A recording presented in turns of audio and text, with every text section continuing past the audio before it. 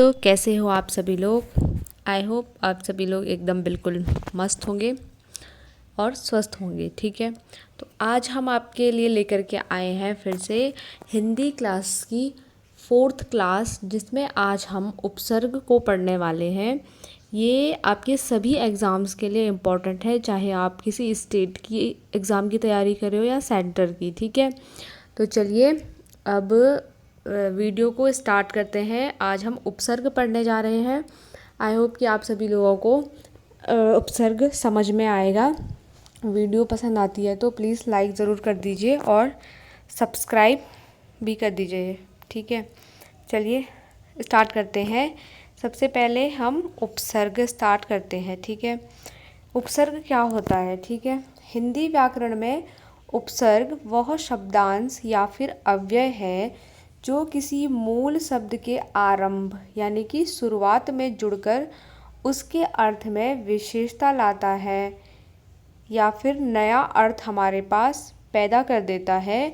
उसे ही हम क्या कहते हैं, उपसर्ग कहते हैं। ठीक है, जैसे हमारे पास एक मूल शब्द है हार। ठीक है, इस पे हमने इस हार के आगे हमने प्र को जोड़ दिया तो ये प्रहार हो गया, जिसका अर्थ होता है चोट करना। ठीक है, तो उपसर्ग जोड़ने पर हमारे पास पूरा का पूरा शब्द और उसका अर्थ दोनों ही क्या हो जाता है, बदल जाता है। उसी को हम उपसर्ग कहते हैं। ठीक है, इसके बाद इसके भेद देख लेते हैं। मुख्यतः तीन ही प्रकार के होते हैं।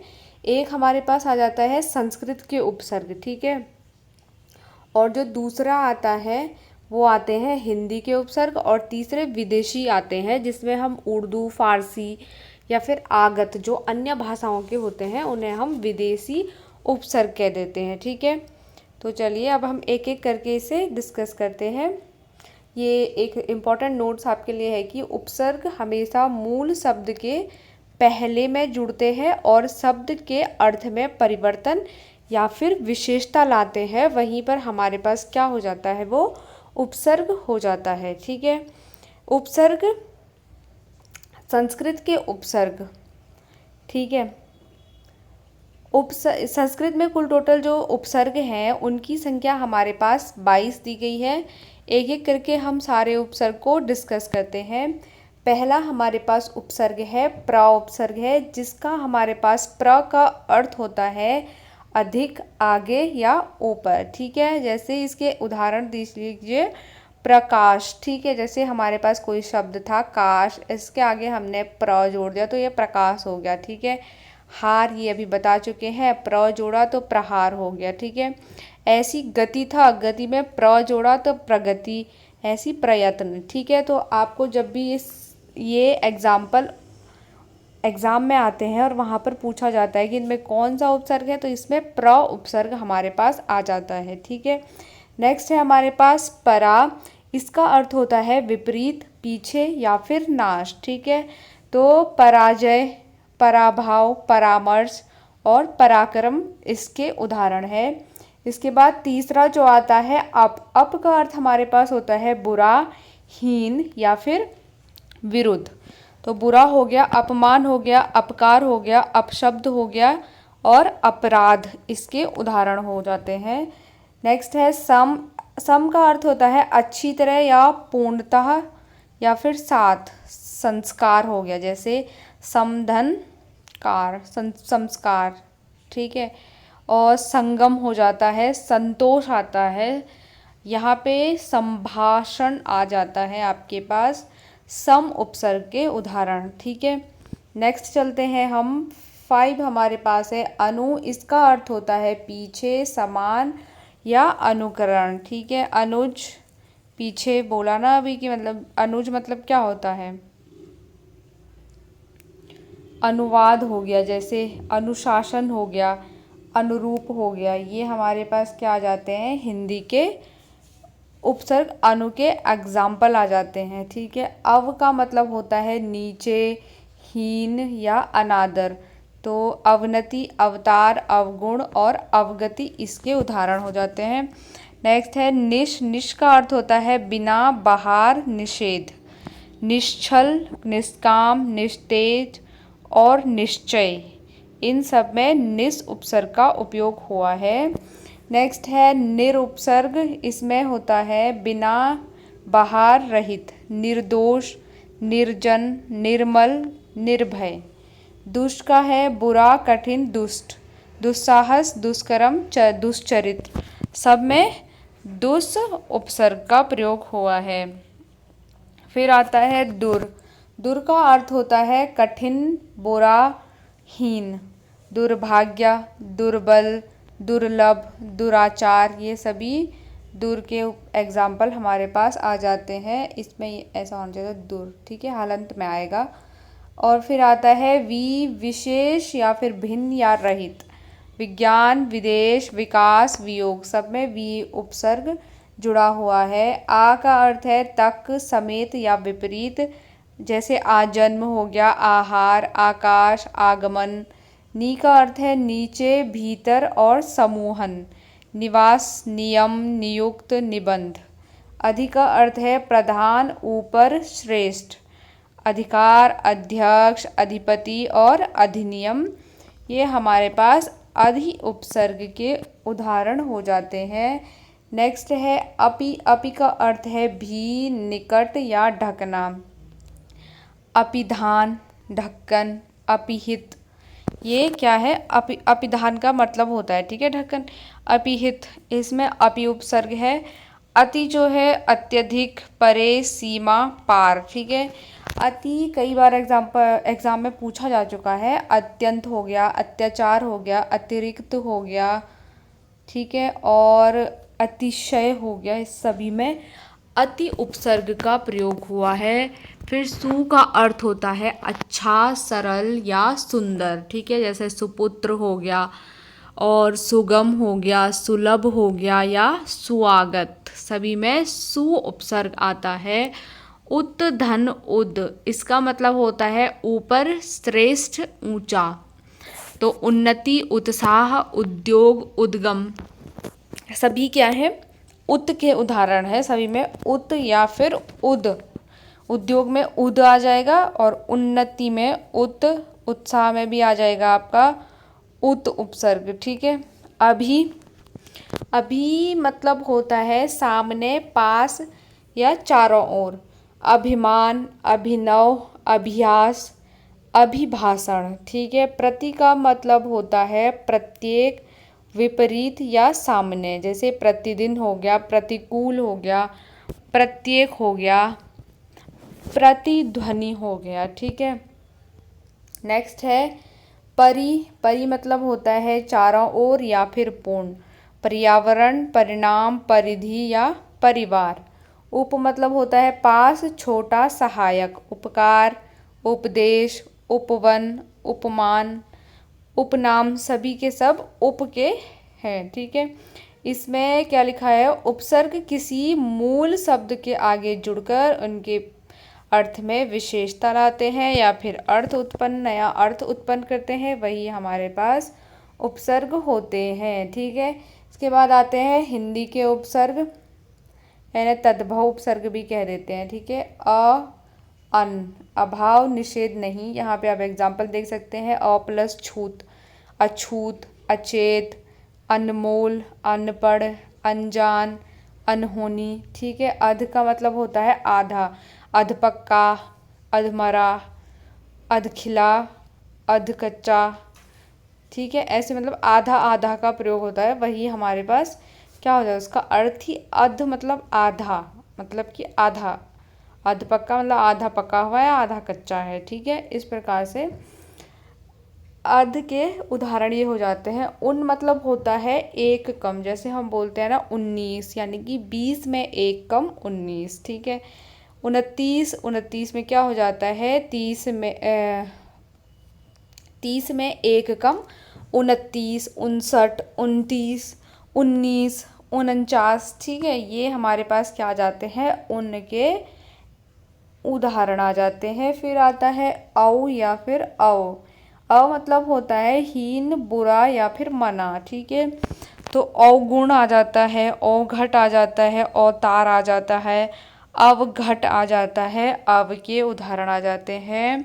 इसके बाद आता है कु या का। इसका मतलब होता है बुरा या हीन। जैसे कुधन पुत्र, कुपुत्र, कुधन ख्यात, कुख्यात, कुधन मार्ग, कुमार्ग, क धन पूत, कपूत, क धन लंक, कलंक। ठीक है। सु है जैसे सु ऑब्लिक सौ, इसका अर्थ होता है अच्छा या फिर सहित। जैसे सुपुत्र, सुजान, सुडौल, सपरिवार, सपूत या सजग। ठीक है। नी है, नी मतलब होता है रहित, बिना या अभाव। निडर हो गया, निकम्मा, निहत यानी कि निहत्था, निधन हत्था होना चाहिए था इसे, निहत्था, निधन दड़क, निधड़क। ठीक है। भर का जो अर्थ होता है वहाँ पे यहाँ पे हो जाता है पूरा या फिर ठीक। भरपेट, भरपूर, भरमार, भरसक, ये सभी क्या है, भर के उदाहरण हो जाते हैं। बिन का मतलब होता है बिना, निषेध। बिन ब्याहा यानी कि बिना, बिन ब्याहा, बिन देखा, बिन बाती, बिना जाने। ठीक है। दू का अर्थ होता है बुरा या दो या फिर हीन। जैसे दुबला, दुराहा, दुराहा यानी कि दो राह जहाँ पे होगी। ठीक है। और दुपट्टा हो गया, दुतल्ली हो गया। नेक्स्ट है ती से आता है तीन। तीन से तिराहा हो जाता है, तिमाही हो जाता है, तिकोण हो जाता है या तिरंगा हो जाता है, यानी कि तीन रंग जहाँ पर भी बात होती है। चौ भी हिंदी का है, इसमें भी आता है चार, चौराहा, चौपाई, चौपाल, चौमास, सभी चौ के उदाहरण हो जाते हैं। पर मतलब होता है दूसरा या फिर बाद। परलोक, परोपकार, परदादा, परपोता, परदेश, ये सभी के सभी हमारे पास किसके हैं, उदाहरण हिंदी उपसर्ग के हैं। इसके बाद हम पढ़ते हैं फारसी या फिर उर्दू के उपसर्ग। इन्हें हम आगत उपसर्ग भी कहते हैं। ठीक है। नेक्स्ट हमारे पास ऐसे आ जाता है कम। कम मतलब होता है थोड़ा या फिर हीन। ठीक है। जैसे कम उम्र, कम समझ, कमज़ोर, कम अक्ल। फिर आता है खुश का मतलब होता है अच्छा या फिर श्रेष्ठ। जैसे को खुशबू हो गया, खुशहाल हो गया, खुशखबरी, खुश मिजाज। ये तो साफ़ ही समझ में आ रहे हैं हमें। ठीक है। इस हिंदी और जो फारसी के उपसर्ग है ना, उन्हें समझने में ज़्यादा दिक्कत नहीं होती है। थोड़ा संस्कृत के उपसर्ग हैं, इनका जो अर्थ है उन्हें जानने में थोड़ा प्रॉब्लम आती है। बाकी तो हिंदी और फारसी के लगभग लगभग ईजी होते हैं। ठीक है। तो गैर का आ जाता है भिन्न या निषेध, बिना, गैर हाजिरी, गैर कानूनी, गैर सरकारी या गैर मर्दाना। दर मतलब होता है में या फिर भीतर। ठीक है। जैसे दरमियान, दरअसल, दरकार, दरगुजर। ठीक है। ना का अर्थ होता है अभाव या फिर डायरेक्टली बोल दीजिए नहीं। ठीक है। ना समझ हो गया, नालायक, नाकाम, नाराज, नाबालिग। ठीक है। नाबालिग होना चाहिए था, इसे कर दीजिएगा सही, नाबालिग। फिल ऑब्लिक फ़ी में, फ़ी का अर्थ जो होता है या तो मैं होता है या प्रति होता है। ठीक है। जैसे फ़िलहाल हो गया, फ़ी आदमी, फ़ी सदी। ठीक है। नेक्स्ट है बौ। बौ है जो अनुसार से रहित होता है। जैसे बशर्ते, बनाम, बस्तूर, बकौल, सभी बौ से हैं। बा से आते हैं सहित या फिर साथ। इसका अर्थ होता है बाकायदा, बाइज़्ज़त, बाअदब, बामुला, हिज़्ज़ा। ठीक है। बद मतलब बुरा होता है, बदमाश, बदनाम, बदमाश, बदबू, बदकिस्मत और बदहजमी। बर का अर्थ होता है ऊपर, पर या फिर बाहर। बर्दाश्त, बर्खास्त, बर्बाद, वक्त पर, वक्त। ठीक है। बे आता है बिना, रहित, बेघर, बेईमान, बेकसूर, बेहोश, बेपरवाह। बिल के साथ आता है, इसका अर्थ है के साथ, और से बिल्कुल और बिलाखिर। ठीक है। बिला मतलब होता है बिना, बिला वजह, बिला नागा, बिला शक। ठीक है। ला का अर्थ होता है बिना या फिर नहीं या फिर रहित। ला इलाज, ये ला हो गया इसमें। लापरवाह, लापता, लावारिस और लाजवाब। ठीक है। सर का अर्थ होता है मुख्य, प्रधान, सरकार, सरपंच, सरहद, सरगना, सभी क्या है फारसी के सर के उदाहरण हमारे पास है। हम मतलब होता है समान या फिर साथ वाला, हम सफ़र हो गया, हम उम्र, हम दर्द, हम शक, हम जोली। हर का अर्थ होता है प्रत्येक, जैसे हर दिन, हर साल, हर एक और हर वक्त। अल मतलब होता है निश्चित या अंतिम, अलविदा, अलबत्ता और अल अल अलग रज। एन मतलब होता है ठीक या फिर पूरा, एन वक्त, एन मौका और एन जवानी। ठीक है। उपसर्ग मूल शब्द के पहले जुड़कर उनके अर्थ, ये बार बार वही नोट लिखा हुआ है कि ताकि आप लोग बार बार देखो और याद कर पाओ कि उपसर्ग वही होते हैं जहाँ पे पहले जुड़ते हैं और अर्थ में नया या फिर विशेषता लाया जाता है। ये हमारे पास अंग्रेजी के कुछ उपसर्ग हैं जो प्रचलित होते हैं, जैसे कि सब मतलब होता है अधीन या नीचे या फिर सहायक, जैसे सब इंस्पेक्टर हो गया, सब जज हो गया, सब वे हो गया और सब कमेटी हो गया। ठीक है। डिप्टी का मतलब होता है सहायक या फिर उप deputy collector, deputy commissioner, deputy ministry.